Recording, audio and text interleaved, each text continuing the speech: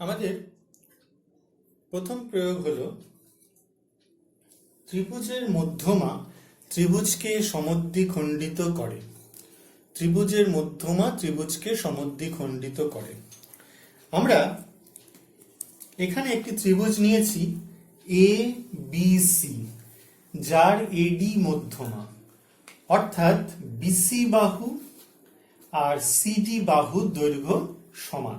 ঠিক আছে, আমাদের প্রমাণ করতে হবে ত্রিভুজ এ বি ডি এর ক্ষেত্রফল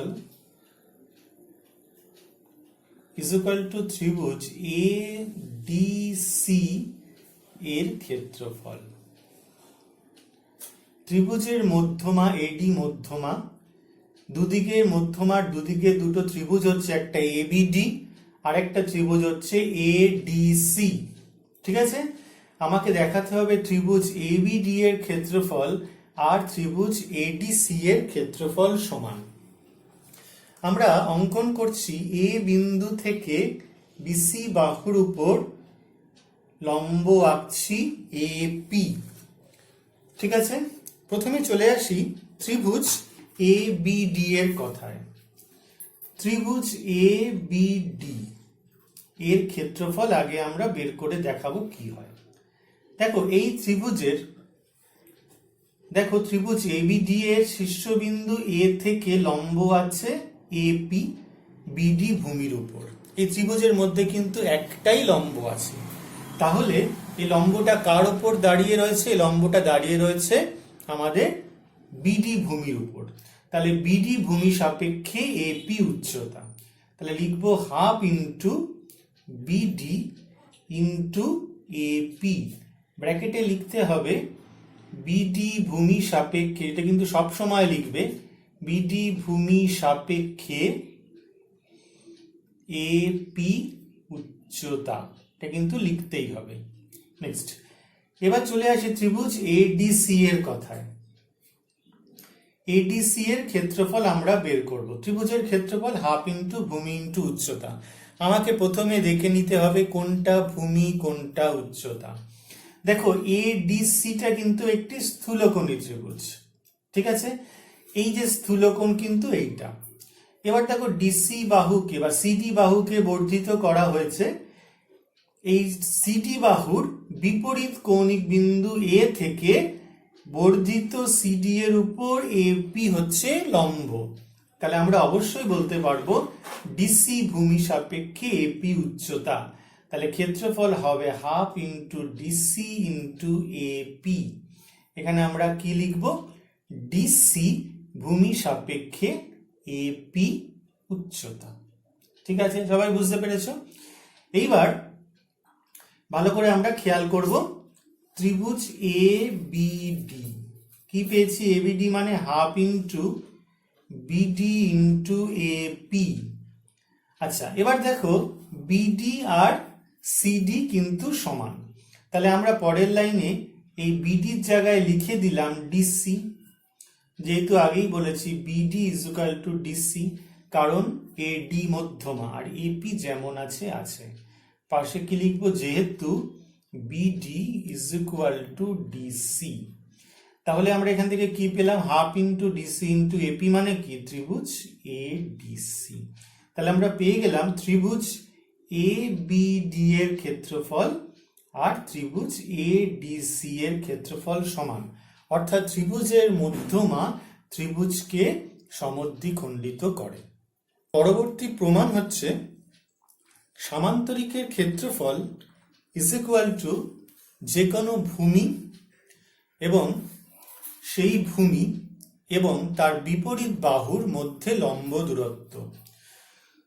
এখানে এ বি সি ডি একটি সামান্তরিক নেওয়া হয়েছে, যার এডি বাহুর সঙ্গে বিসি বাহু সমান্তরাল, এবি বাহুর সঙ্গে ডিসি বাহু সমান্তরাল। আমাদের ক্ষেত্রফল কি করতে হবে? ক্ষেত্রফল হচ্ছে যে কোনো একটি বাহু বিসি এবং বিসি বাহু এবং তার বিপরীত বাহু, মানে এই দুটো তো সমান্তরাল, এদের মধ্যে হচ্ছে লম্ব দূরত্ব। আমরা কি করছি? লম্ব দূরত্ব জন্য আমরা এখান থেকে একটা লম্ব টেনে নিচ্ছি। এটাই মাঝখান থেকে টানতে পারতাম, কিন্তু আমাদের কাজের সুবিধার জন্য আমরা এখান থেকে একটা লম্ব টেনে নিলাম। তাহলে এটা ওই সমান্তরালের মধ্যেই কিন্তু লম্ব, এই সমান্তরাল দুটো লাইনের মধ্যেই কিন্তু এটা হচ্ছে লম্ব হচ্ছে। তাহলে সমান্তরাল দুটোর মধ্যেই লম্ব দূরত্ব হচ্ছে এপি। তাহলে যদি আমাদের ভূমি নিই বিসি, তাহলে এ বি সি ডি সমান্তরিকের ক্ষেত্রফল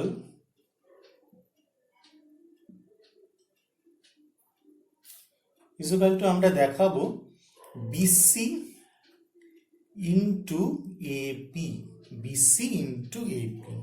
ঠিক আছে, বুঝতে পেরেছো? আমরা দেখাবো বিসি ইন্টু এপি, কোনো সমস্যা নেই। তো আমাদের তার জন্য একটা কাজ করতে হবে, আমাদের এই এসি কর্ণটা জুড়ে দিতে হবে। এসি কর্ণটা আমরা জুড়ে দিলাম। এবার দেখো, আমরা উপপাদ্যে পড়েছি সামান্তরিকের যে কোনো কর্ণ সামান্তরিককে সমদ্বিখণ্ডিত করে। তাহলে সামান্তরিক এ বি সি ডি এর ক্ষেত্রফল ইকুয়াল টু কত? এই যে ত্রিভুজ এবিসি, এই ত্রিভুজ এবিসি এর ক্ষেত্রফলের দ্বিগুণ। ঠিক আছে, আমরা পাশে এখানে কি লিখব? ত্রিভুজের কর্ণ, সামান্তরিকের কর্ণ সামান্তরিককে সমদ্বিখণ্ডিত করে। আমরা লিখছি সামান্তরিকের কর্ণ সামান্তরিককে সমদ্বিখণ্ডিত করে। ঠিক আছে না? এইবার ত্রিভুজের ক্ষেত্রফল দেখো, ত্রিভুজ এবিসি এর ক্ষেত্রফল কি বলতো? দেখো, এই এ শীর্ষবিন্দু থেকে কিন্তু একটাই লম্ব টানা হচ্ছে। তাহলে এই যার উপরে লম্বটা দাঁড়িয়ে রয়েছে সেটাই ভূমি। তাহলে এখানে বিসি ভূমি, তাহলে half into BC into AP. পাশে আমরা লিখব যে বিসি ভূমি সাপেক্ষে, যেহেতু বিসি ভূমি সাপেক্ষে এপি উচ্চতা। ঠিক আছে, তাহলে 2 2 কেটে গেল, তাহলে বিসি ইন্টু আমাদের এপি হয়ে গেল। তাহলে আমাদের এটাই চেয়েছিল যে কোনো একটি বাহু, সেই বাহু এবং তার বিপরীত বাহুর মধ্যে লম্ব দূরত্ব, এই দুটোর গুণফলই হলো আমাদের সামান্তরিকের ক্ষেত্রফল। আমরা তাহলে সরাসরি যদি আমরা লিখতে পারি, তাহলে আমরা এভাবে লিখব ভূমি ইন্টু উচ্চতা। তো যদি আমরা এই ভূমিটাকে ধরি, তাহলে এই দুটোর মধ্যে লম্ব দূরত্ব কিন্তু আমাদের নিতে হবে। আশা করি সবাই বুঝতে পেরেছ। আমাদের এই প্রশ্নটাতে ABCD একটি রম্বস দেওয়া হয়েছে। ABCD একটি রম্বস, যার AB, BC, CD এবং AD এই চারটে বাহুর দৈর্ঘ্য সমান। AB এবং CD এই দুটো বাহুর মধ্যে লম্ব দূরত্ব বলেছে PQ, আর AD এবং BC এই যে দুটো সমান্তরাল বাহু AD এবং BC, তাদের মধ্যে লম্ব দূরত্ব বলেছে RS। আমাকে প্রমাণ করে দেখাতে হবে PQ is equal to RS। এখন রম্বস একটি সামান্তরিক, ঠিক আছে? তাহলে রম্বসের ক্ষেত্র কিন্তু সামান্তরিকের যা ক্ষেত্রফল হয় তাই সঙ্গেই সমান হবে। ঠিক আছে, তাহলে রম্বসের ক্ষেত্রফল হবেও হচ্ছে ভূমি ইন্টু উচ্চতা, মানে যে কোনো একটি বাহু এবং সেই বাহু এবং তার বিপরীত বাহুর মধ্যে লম্ব দূরত্ব। তাহলে আমরা লিখে দিচ্ছি ABCD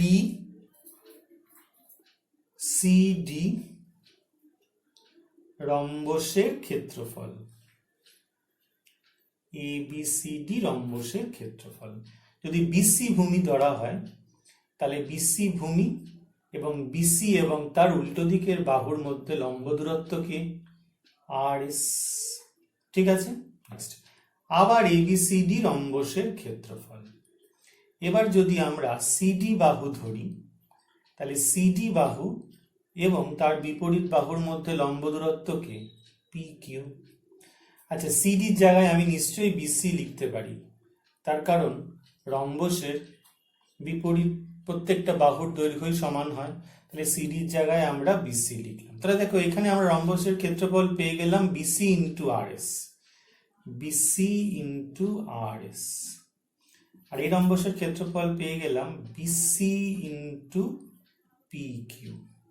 তাহলে এখান থেকে বিসি যদি কেটে যায় তাহলে R S is equal to P Q, R S is equal to P Q.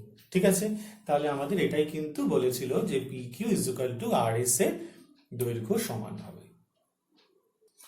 A B C D একটি চতুর্ভুজ দেওয়া হয়েছে যার এসি কর্ণের মধ্যবিন্দু ও ডি যুক্ত করা হয়েছে, ও বি যুক্ত করা হয়েছে। দেখাতে বলেছে ও বি সি ডি চতুর্ভুজের ক্ষেত্রফল is equal to half of A B C D চতুর্ভুজের ক্ষেত্রফল।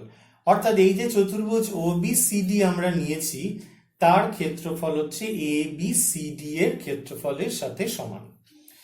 এইবার প্রথমে যেটা আমাদের দেখাতে হবে সেটা হচ্ছে, আমরা জানি যে ত্রিভুজের মধ্যমা ত্রিভুজকে সমদ্বিখণ্ডিত করে।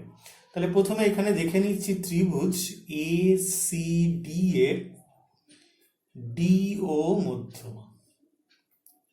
তাহলে এই দুটো জিনিস সমান। তাহলে এইটাকে আমরা কি বলতে পারবো? ত্রিভুজ ডি ও সি, এটাকে বলতে পারবো হাফ অফ ত্রিভুজ এ সি ডি, তাই না? এটা এক নম্বর। দেখো এই দুটো অংশ সমান, মধ্যমা দুদিক থেকে সমান করে দিয়েছে। তাহলে ডি ও সি এই ত্রিভুজটা কিরকম হবে? এই ত্রিভুজটা আমাদের হয়ে যাবে এই পুরো ত্রিভুজটির অর্ধেক। আবার দেখো ত্রিভুজ এ বি সি এর বি ও মধ্যমা। ঠিক আছে, তাহলে সুতরাং আমরা এখান থেকে কি বলতে পারবো? এই ত্রিভুজটা ত্রিভুজ ও বি সি, এটা বলতে পারবো ত্রিভুজ এ বি সি এর অর্ধেক, তাই না? এই ত্রিভুজটা ত্রিভুজ এ বি সি এর অর্ধেক। তাহলে এখানে পাশে কিন্তু লিখতে হবে ত্রিভুজের মধ্যমা ত্রিভুজকে সমদ্বিখণ্ডিত করে। এইবার আমাদের এই চতুর্ভুজটা চাই। এখন চতুর্ভুজ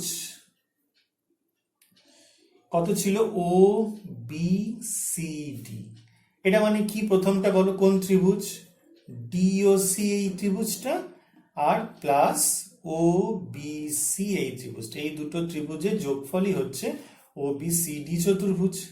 তাহলে এটা মানে কত? এটা মানে ত্রিভুজ হাফ ত্রিভুজ এ সি ডি, ঠিক আছে, প্লাস হাফ ত্রিভুজ কত বলো? এ বি সি।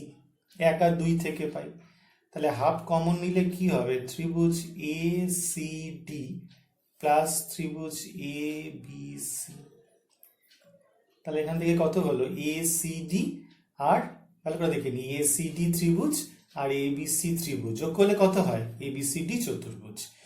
হাফ ইন্টু এ বি সি ডি চতুর্ভুজ। ঠিক আছে, তো প্রথমে আমরা নিয়ে নিলাম ও বি সি ডি চতুর্ভুজ। এই চতুর্ভুজটা দুটি ত্রিভুজের খণ্ড, একটা হচ্ছে এই ত্রিভুজটা ও সি ডি, আর একটা হচ্ছে ও বি সি। আর ও সি ডি ত্রিভুজটা হচ্ছে ত্রিভুজ এ সি ডি এর অর্ধেক, আর এই ত্রিভুজটা হচ্ছে ত্রিভুজ এ বি সি এর অর্ধেক। তাহলে এই দুটো যদি জুড়ে দেওয়া হয় তাহলে হাফ অফ চতুর্ভুজ এ বি সি ডি হয়ে যাবে। ঠিক আছে,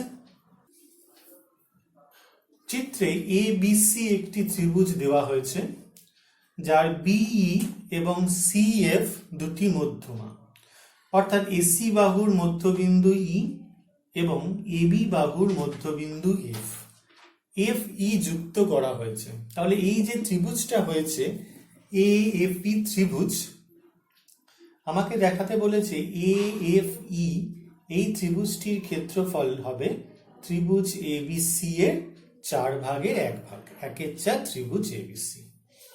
তো প্রথমে ত্রিভুজ এ বি সি এর বিই মধ্যমা আমরা লিখি। ত্রিভুজ এ বি সি এর বিই মধ্যমা, এটা আমাদের দেওয়া রয়েছে। মধ্যমা কি করে? মধ্যমা একটি ত্রিভুজকে সমদ্বিখণ্ডিত করে। তাহলে দেখো বিই মধ্যমার দুপাশে দুটো ত্রিভুজ, একটা হচ্ছে বিই এ আর একটা হচ্ছে বিই সি। বুঝতে পারছো? বিই এ এই মধ্যমার দুদিকে দুটো ত্রিভুজ দেখবে বিই সি, এই দুটো ত্রিভুজ কিন্তু সমান, আর প্রত্যেকটা ত্রিভুজ কিন্তু বড় ত্রিভুজের অর্ধেক। সুতরাং এখান থেকে আমরা বলতে পারবো ত্রিভুজ A BE is equal to half ত্রিভুজ এ বি সি। আমরা লিখবো ত্রিভুজের মধ্যমা ত্রিভুজকে সমদ্বিখণ্ডিত করে। নেক্সট, এবার আবার এ বি ত্রিভুজটার দিকে ভালো করে তাকাই। ত্রিভুজ এ বিই এর দেখো ভালো করে, এ বিই এর এখানে দেখো ইএফ মধ্যমা, ইএফ মধ্যমা কেন বলো তো? ব্র্যাকেটে লিখবো যেহেতু এ বি বাহুর মধ্যবিন্দু এফ, তাই না? কেন এবি বাহুর মধ্যবিন্দু এফ কেন? কেন সিএফ মধ্যমা। আবার তাহলে তোমরা এই ত্রিভুজটা ভালো করে একটু দেখে নাও, আমি একটু মুছে দিলাম প্রয়োজনের জন্য। এ বিই ত্রিভুজটা দেখে নাও, কি দেখতে পাচ্ছি? এই যে ইএফ মধ্যমার দুপাশে দুটো ত্রিভুজ, তাহলে প্রত্যেকটা ত্রিভুজ সমান আর প্রত্যেকটা কিরকম? এ বিই ত্রিভুজের অর্ধেক।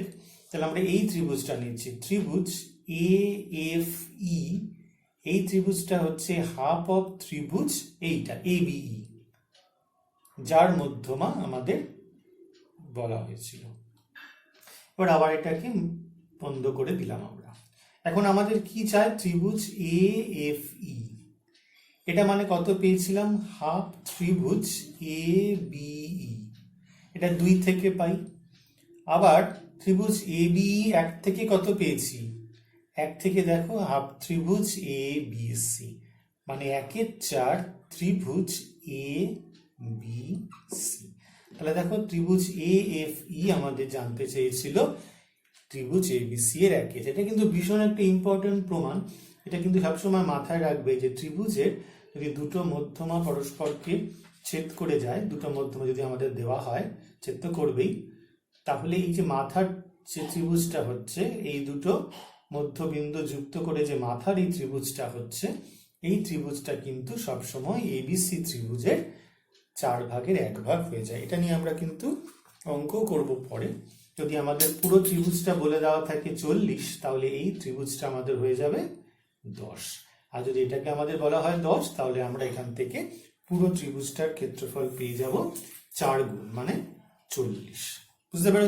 এই প্রশ্নতে এবিসি একটি ত্রিভুজ দেওয়া হয়েছে যার এডি মধ্যমা, ঠিক আছে? ত্রিভুজ এবিসি এর এডি মধ্যমা, বিটি যে সরল রেখাংশটা রয়েছে তার মধ্যবিন্দু ই, ঠিক আছে?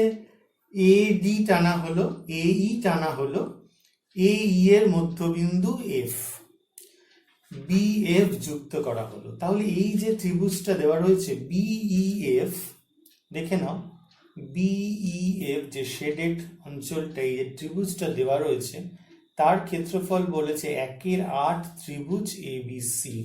অর্থাৎ এই ত্রিভুজের ক্ষেত্রফল যদি 80 হয়, তাহলে এটা 10 হয়ে যাবে। 80 বর্গ সেন্টিমিটার বা 10 বর্গ মিটার যাই হোক না কেন, এটা তার 8/1 হবে। তাহলে আমাদের কি কি এখানে দেওয়া রয়েছে সেটা আমরা আস্তে আস্তে প্রথমে লিখবো। প্রথমে আগে লিখবো ত্রিভুজ এ বি সি এর এডি মধ্যমা, একটা একটা করে। প্রথমে যে মধ্যমাটা বলা হয়েছিল, মধ্যমা কি করে? ত্রিভুজকে সমদ্বিখণ্ডিত করে। তাহলে এডি মধ্যমার দুপাশে দুটো ত্রিভুজ দেখছি, একটা এবিডি আর একটা হচ্ছে এসিডি। তাহলে এখান থেকে এ বি ডি ত্রিভুজ কত হয়ে যাবে? হাফ অফ ত্রিভুজ এবিসি, ঠিক আছে? দুটো ত্রিভুজের ক্ষেত্রফল সমান, তাহলে প্রত্যেকটা হচ্ছে ত্রিভুজ এবিসি এর অর্ধেক। এইবার চলে আসছি এ বি ডি ত্রিভুজ, ত্রিভুজ এ বি ডি এর কে মধ্যমা বলতো? এ ই মধ্যমা। কেন মধ্যমা? কারণ যেহেতু বিডি এর মধ্যবিন্দু বলা হয়েছে ই, তাহলে এইখানে মধ্যমা দেখো, এই মধ্যমার দুপাশে দুটো ত্রিভুজ কারা কারা? একটা এ বি আর একটা এইডি। তাহলে আমরা এখান থেকে বলতে পারবো ত্রিভুজ A BE is equal to half of ত্রিভুজ এ বিডি। এ বিডি এটা হচ্ছে 2 নম্বর, বুঝতে পারছো? দেখো আবার বলে দিচ্ছি, এ বিডি ত্রিভুজ যার এ ই হচ্ছে আমাদের মধ্যমা। তাহলে এই মধ্যমার দুপাশের দুটো ত্রিভুজ কারা কারা? একটা এ বিই আর একটা এডি। তাহলে এ বি ত্রিভুজটা হয়ে গেল এ বি ডি ত্রিভুজের হাফ। আবার চলে আসছি এ বি ত্রিভুজ, ত্রিভুজ এ বি এর বলতো মধ্যমাকে বিএফ মধ্যমা। কেন বিএফ মধ্যমা? কারণ হচ্ছে যেহেতু এ ই এর মধ্যবিন্দু এফ, ঠিক আছে, তাহলে বিএফ এর দুদিকে দুটো ত্রিভুজ, একটা এ বি এফ আর একটা বিএফ। তাহলে আমরা বলতে পারবো ত্রিভুজ BEF is equal to half ত্রিভুজ কার? এ বিই এর, এ বিই এর হাফ। 3 নম্বর। এবার আমাদের চাই হচ্ছে বিইএফ ত্রিভুজ, বিইএফ এটা কত পেয়েছি? 3 থেকে হাফ ত্রিভুজ এ বিই। আচ্ছা এ বিই কত পেয়েছি? 2 থেকে হাফ ত্রিভুজ এ বিডি। তাহলে 1 এর 4 হয়ে গেল ত্রিভুজ এ বিডি। আবার এ বিডি কত পেয়েছি? 1 থেকে 1 এর 2 ত্রিভুজ এ বিসি। তাহলে আমরা পেয়ে গেলাম 1 এর 8 ত্রিভুজ এ বিসি। এই ত্রিভুজটার ক্ষেত্রফল হয়ে গেল ত্রিভুজ এ বিসি এর 8 ভাগের 1 ভাগ। এই প্রশ্নটা কিন্তু খুব ইম্পর্টেন্ট প্রশ্ন। প্রশ্নটা আমি বলছি, যে সকল ত্রিভুজের ভূমি একই সরল রেখাংশের ওপর অবস্থিত এবং ত্রিভুজগুলি যদি ওই সরল রেখাংশের একই পাশে থাকে এবং ত্রিভুজগুলির যদি একই শীর্ষবিন্দু হয়, তাহলে ত্রিভুজগুলির ক্ষেত্রফল তাদের ভূমির অনুপাতের সমান হবে। আবার বলছি, কিছু কিছু ত্রিভুজ তারা যদি একই সরল রেখাংশের উপর অবস্থিত হয়, এখানে আমরা দুটো ত্রিভুজ নিয়েছি, এবিসি আর এসিডি। অনেক ত্রিভুজ হতে পারে, এবিসি এসিডি। এদের দেখো ভূমি এক্স ওয়াই সরল রেখাংশের উপর অবস্থিত এবং এরা এই সরল রেখাংশের একই দিকে অবস্থিত এবং এই দুটো ত্রিভুজের একটাই শীর্ষবিন্দু, কমন শীর্ষবিন্দু একটা আছে। তাহলে এই দুটো ত্রিভুজের ক্ষেত্রফল তাদের ভূমির অনুপাতের সমান হবে, অথবা যে সমস্ত ত্রিভুজ আমাদের থাকবে তাদের ক্ষেত্রফলের অনুপাত ভূমির অনুপাতের সমান হবে। আমরা দুটো ত্রিভুজ নিয়ে এখানে দেখিয়েছি।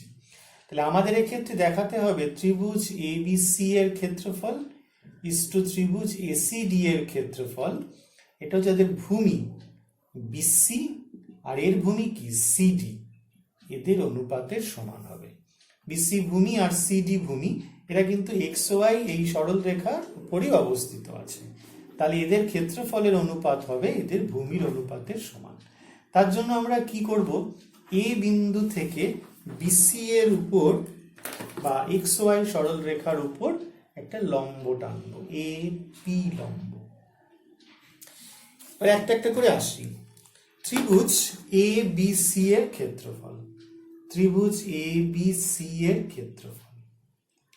এখানে দেখো এই ত্রিভুজের ক্ষেত্রফল, ত্রিভুজের ক্ষেত্রফল আমরা জানি হাফ ইন্টু ভূমি ইন্টু উচ্চতা। তাহলে আমাদের ভূমি উচ্চতা বের করতে হবে। দেখো ত্রিভুজ এবিসি এর এ শীর্ষবিন্দু থেকে বিপরীত বাহুর উপর এইটা লম্ব, এপি লম্ব। আর কিন্তু কোনো লম্ব নেই, একটাই কিন্তু লম্ব, সেটা এ বিন্দু থেকে বিসি বাহুর উপর। তাহলে যার উপর লম্ব সেটা ভূমি হবে, আমরা সবাই জানি। আমি আরেকবার বলছি, তাহলে half into BC into AP. এখানে আমাদের লিখতে হবে কি বলেছিলাম, বিসি ভূমি সাপেক্ষে এপি উচ্চতা, ঠিক আছে। এবার চলে আসি ত্রিভুজ এসিডি এর ক্ষেত্রফল। এরও কিন্তু ভূমি উচ্চতা আমাকে কিন্তু বার করতে হবে। দেখো এই যে ত্রিভুজ এসিডি, এটা একটা স্থূলকোণী ত্রিভুজ কিন্তু। তাহলে এর দেখো এই যে এ শীর্ষবিন্দু থেকে একটা লম্ব আছে, সেটা কিন্তু এই যে সিডি বাহু তার বর্ধিতাংশের উপরে আছে, তাতে অসুবিধা নেই। তাহলে সিডি কে আমরা ভূমি ধরবো আর উচ্চতা কিন্তু এপি হবে। তাহলে আমরা এখানে কি লিখব, যে সিডি ভূমি সাপেক্ষে এপি উচ্চতা। এইবার চলে আসছি ত্রিভুজ এবিসি এর ক্ষেত্রফল আর ত্রিভুজ এসিডি এর ক্ষেত্রফলের অনুপাতে। হাফ ইন্টু কি হবে, BC into AP is to কি হবে, সিডি ইন্টু এপি। ঠিক আছে, দেখো হাফ কেটে গেছে আর এপি কেটে গেছে, কি পড়ে থাকছে, বিসি পড়ে থাকছে আর সিডি পড়ে থাকছে। তাহলে আমরা তাই বলেছিলাম না, ভূমির অনুপাতের সাথে সমান হবে। তাহলে এই ত্রিভুজ দুটোর ক্ষেত্রফলের অনুপাত তাদের ভূমির অনুপাতের সাথে সমান হলো। এই প্রশ্নেতে বলা হয়েছে এবিসি একটি ত্রিভুজ যার বিই এবং সিএফ দুটি মধ্যমা, বিই এবং সিএফ দুটি মধ্যমা পরস্পরকে ও বিন্দুতে ছেদ করেছে। তাহলে আমাদের দেখাতে হবে ত্রিভুজ বিওসি এর ক্ষেত্রফল, এই যে বিওসি এর ক্ষেত্রফল ইজ ইকুয়াল টু, লিখি ত্রিভুজ বিওসি এর ক্ষেত্রফল ইজ ইকুয়াল টু চতুর্ভুজ এ এফ ও ই এর ক্ষেত্রফল। ঠিক আছে, এই ত্রিভুজটার ক্ষেত্রফল আর এই চতুর্ভুজটার ক্ষেত্রফল বলছে সমান। তো প্রমাণে সরাসরি আমাদের চলে আসি। তো আমাদের জানি ত্রিভুজের মধ্যমা ত্রিভুজকে সমদ্বিখণ্ডিত করে। তাহলে এখান থেকে দেখো যে ত্রিভুজ এবিসি এর, লেখো ত্রিভুজ এবিসি এর বি মধ্যমা, তাহলে কি হবে, এই যে ত্রিভুজটা হবে, দেখো তাহলে বি মধ্যমার দুপাশে দুটো ত্রিভুজ আগে আমরা বুঝে নিই, এ বি এ, ঠিক আছে, এ বিই আরেকটা হচ্ছে সিবিই, ঠিক আছে, অথবা বিই এ আরেকটা হচ্ছে বিইসি। তাহলে আমরা এখান থেকে লিখছি ত্রিভুজ BEC is equal to half of ত্রিভুজ এবিসি ডট ডট করে 1 নম্বর। আবার বলে দিয়েছি ত্রিভুজের মধ্যমা ত্রিভুজকে সমদ্বিখণ্ডিত করে। তাহলে বিই মধ্যমা, তাহলে দুদিকে দুটো ত্রিভুজকে, একটা বিই এ আর একটা বিইসি, তাহলে বিইসিটাই নিলাম ত্রিভুজ এবিসি এর অর্ধেক। আবার দেখো ত্রিভুজ এবিসি এর, আবার ঠিক ত্রিভুজ এবিসি এর সিএফ মধ্যমা, তাহলে আমরা এখান থেকে কি বলতে পারি, ত্রিভুজ সিএফ মধ্যমার দুদিকে দুটো ত্রিভুজ কারা কারা, সিএফ এ আরেকটা হচ্ছে সিএফ বি। তাহলে আমরা নিয়ে নিচ্ছি সিএফ এ, ত্রিভুজ CF A is equal to half of ত্রিভুজ এ বি সি। বলে দিচ্ছি আরেকবার, সিএফ মধ্যমা দুদিকে দুটো ত্রিভুজ সিএফ এ আর একটা হচ্ছে সিএফ বি। তাহলে আমরা সিএফ এ এই ত্রিভুজটা নিচ্ছি হাফ অফ ত্রিভুজ এবিসি। তাহলে দেখো এই ত্রিভুজটা আর এই ত্রিভুজটা দুটোই কিন্তু এবিসি ত্রিভুজের অর্ধেক। তাহলে 1 আর 2 থেকে কি পাবো, ত্রিভুজ বিইসি ইজ ইকুয়াল টু ত্রিভুজ সিএফ এ, বিইসি আর ত্রিভুজ সিএফ এ। এবার বিইসি কে দুটো পার্টে ভাগ করছি, বিইসি দুটো পার্টকে এইটা প্লাস এটা, তার মানে ত্রিভুজ বিওসি প্লাস ত্রিভুজকে সিওই, বুঝতে পারছি আশা করি। বিইসি এই ত্রিভুজটা দুটো পার্ট, এই পার্ট আর একটা এই পার্ট। আচ্ছা, আর সিএফ এ এই ত্রিভুজটার দুটো পার্ট কারা কারা, একটা হচ্ছে চতুর্ভুজ এ এফ ওই, তাই তো এইটা, আর একটা হচ্ছে এইটা ত্রিভুজ সিওই। বুঝতে অসুবিধা নেই নিশ্চয়ই। সিএফ এ ত্রিভুজটির ক্ষেত্রফল হচ্ছে এই চতুর্ভুজটা এএফ ওই আর সিওই। দেখো এখান থেকে সিওই দু সাইডে কেটে দিলাম, তাহলে ত্রিভুজ বিওসি কত হয়ে গেল আমাদের, চতুর্ভুজ এ এফ ও ই।